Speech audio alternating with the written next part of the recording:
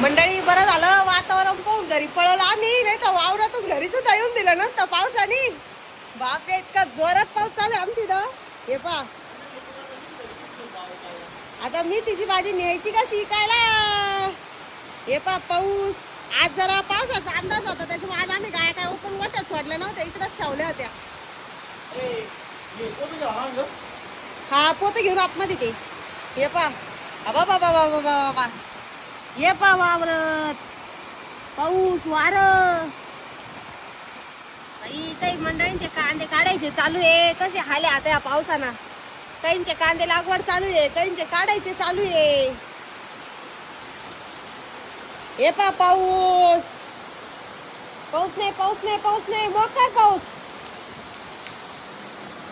बरं झालं परवा दिवशी मुरगाच्या बॅग बीग झाकून घेतल्या होत्या आम्ही. हे पा पाऊस बाबा बाबा लय मोठं थेंब आहे. पाणीच पाणी नुसतं.